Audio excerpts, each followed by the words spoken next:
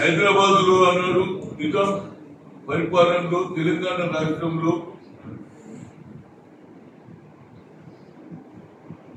జాతీయ జెండా ఉన్నారు. పార్టీ నాయకులు ప్రతి ఇంటి మీద జాతీయ జెండా ఎగిరేయాలని 79 సంవత్సరాల తర్వాత వారికి ఆలోచన వచ్చింది. కానీ స్వాతంత్రం రావడంతో ముఖ్యంగా కాంగ్రెస్ పార్టీ అన్ని రాష్ట్రాలలో జాతీయ జెండా ఎగిరేయడం అది ఆనవాయితీ అయింది. కానీ ఇప్పుడు కొత్తగా ఇంటి మీద పెట్టాలని మేము ప్రతిసారి మా ఇంటి మీద జెండా ఎగిరేస్తాం. అదేవిధంగా కార్యకర్తలు వాళ్ళ ఇళ్ల మీద జెండా ఎగిరేస్తారు. దీనికి కారణం ఏంటంటే ఆ రోజులలో స్వాతంత్రం 1947 వచ్చింది. కానీ ఆనాడు ఉన్నటువంటి నిజాం సర్కార్ ఈ మెయిన్ స్ట్రీమ్ లో భారతదేశంలో విలీనం గాను నేను సెపరేట్ దేశం కావాలని ఆలోచన చేసి 1947లో స్వాతంత్రం వస్తే ఆయన స్వాతంత్రానికి ఒప్పుకోలేదు. కానీ తెలంగాణలో ఆనాడు ఉన్నటువంటి పరిస్థితుల్లో నిజాం స్టేట్ లో ఎవరు కూడా భయపడి ఆనాడు సాయుధ పోరాటం అని కొందరు అన్నారు. ఆ తర్వాత జరిగిన సంవత్సరం పొడు కొందరేమో దాన్ని లిబరేషన్ అంటున్నారు, కొందరేమో సాయుధ పోరాటం అంటున్నారు. కానీ వల్లాల్ అనే గ్రామం షారిగౌరవరం మండలం తుంగతుర్తి అనే అసెంబ్లీ సెగ్మెంట్ లో సూర్యాపేట జిల్లాలో ఒక వింత జరిగింది. వింత ఏమిటంటే 1947లో స్వాతంత్రం వస్తే జెండా ఎవరు ఎగిరేయలేదు అని విద్యార్థులు 1948లో వల్లాల్ అనే గ్రామంలో ఒక స్కూల్ ఉన్నది. ఆ స్కూల్ పిల్లలందరూ బడుగు బలైన వర్గాల పిల్లలే 10 మంది అదే మనం కూడా జెండా ఎగిరేయాలి, మన దేశభక్తి ఉండాలి అనే ఆలోచనతో 10 మంది బడుగు బలైన వర్గాలే జెండా ఎగిరేసారు. ఇది తెలుసుకున్నటువంటి ఆనాడు ఉన్నటువంటి నిజాం పోలీసు అది రజాకర్లా పోలీసా తెలియదు కానీ గుర్రాల మీద వచ్చి 6 స్కూల్లో షూట్ చేసి చంపేశారు. మిగతా 4 ఊళ్ళల్లో దేవుడారి వాళ్ళని కూడా చంపేశారు. ఈ సంగతి ఎవరికి తెలియదు.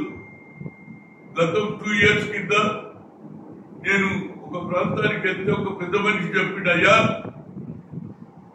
ఈ వల్లాలలో ఒక ఇంత జరిగింది, 10 మందిని చంపేసినట్టు తెలుసుకొని ఆ స్కూల్ కు పోయినా ఆ ప్రాంతం చూసిన ఏడ చంపిరు, ఏడ శవాలు ఉన్నాయి అన్ని చూశాను. నాకు ఒక ఆలోచన వచ్చింది, అరే దేశభక్తి అంటే అప్పటి నుంచే ఉన్నది. స్వాతంత్రం, దేశభక్తి, సెల్ఫ్ రెస్పెక్ట్ లో ఉండాలని ఆలోచన చేసిన 10 పిల్లలు ఆ స్కూల్ పోయి తెలుసుకొని ఆ తర్వాత కంటిన్యూస్ గా ఆ ప్రాంతానికి వెళ్ళడం, ఆ లోకల్ ఉన్న నాయకులు సర్పంచులతో మాట్లాడి ఉన్న 14th May మేము ఫౌండేషన్ వేయడం జరిగింది. అక్కడ ఉన్న లోకల్ ఎంపీ అదేవిధంగా శాసనసభ్యులు కలిసి ఫౌండేషన్ వేశాము.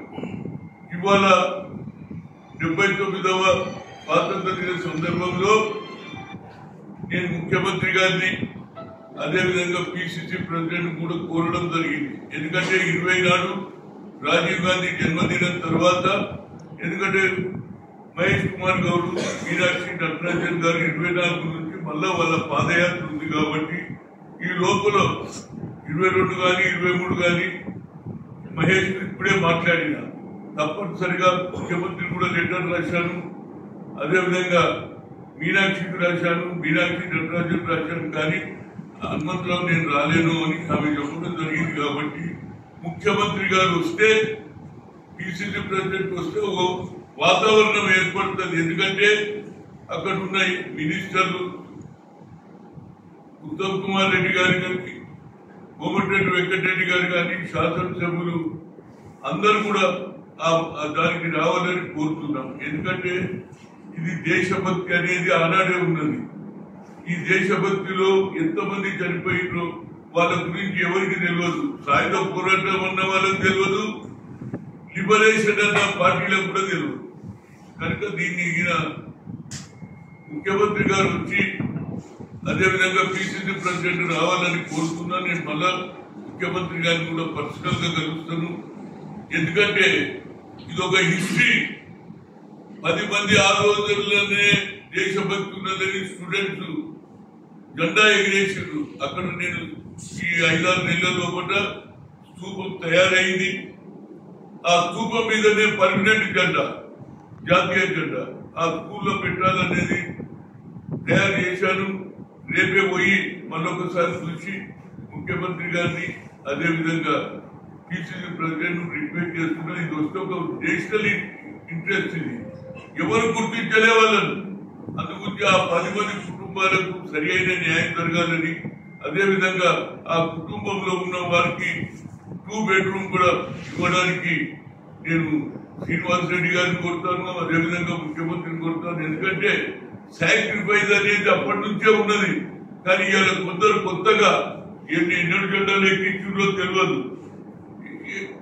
ఎప్పుడు కూడా అక్కడ ఉన్నటువంటి వారికి ఈ సంగతే తెలియదు. కానీ ఒక పెద్ద మనిషి ఆయన ఆ రోజులలో ఆ సాగును చూసిన పెద్ద మనిషి చెప్పాడు కాబట్టి అక్కడ స్తూపం కట్టించాను. ఆ స్తూపం మీద జాతీయ జెండా.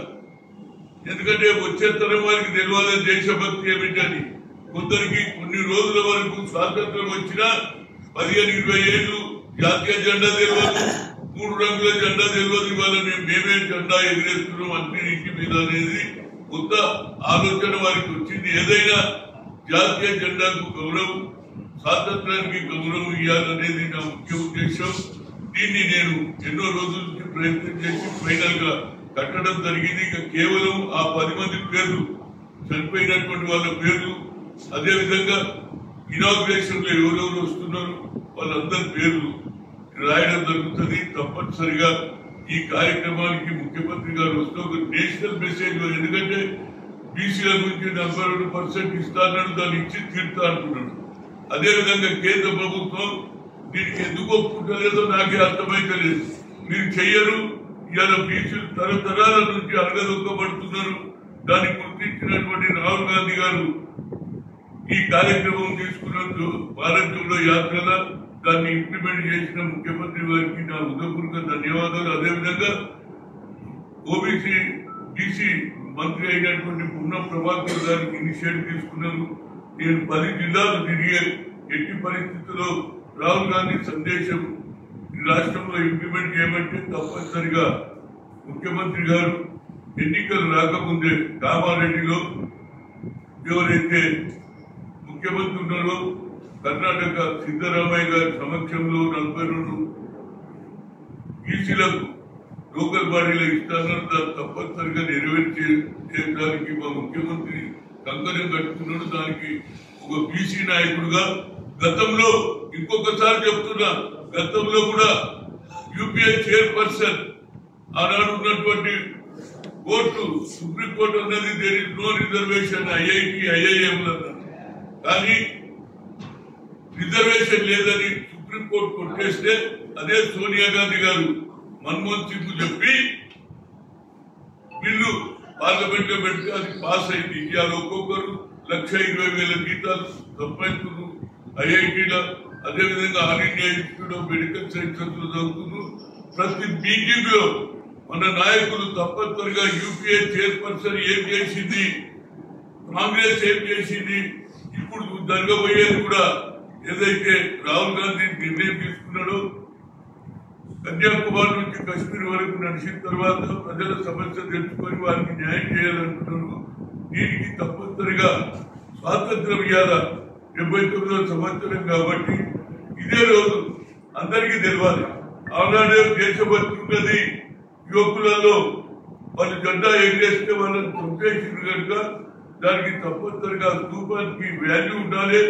వచ్చే తరం వారు కూడా అరే జాతీయ ఈ భారతదేశం నాది, ఇది నా కర్తవ్యం అని ప్రతి ఒక్కరికి ఈ మెసేజ్ పోగలని మీడియా ద్వారా చెప్తున్నా. రేపు మళ్ళొకసారి ఆ ప్రాంతానికి పోయి అందరితో కలిసి డేట్ తప్పనిసరిగా మా ముఖ్యమంత్రి గారు రాజీవ్ గాంధీ ఏది బర్త్డేకి వస్తాడు, ఏది 20 నాడు ఏది సోమాజిగూడలో జరుగుతుంది.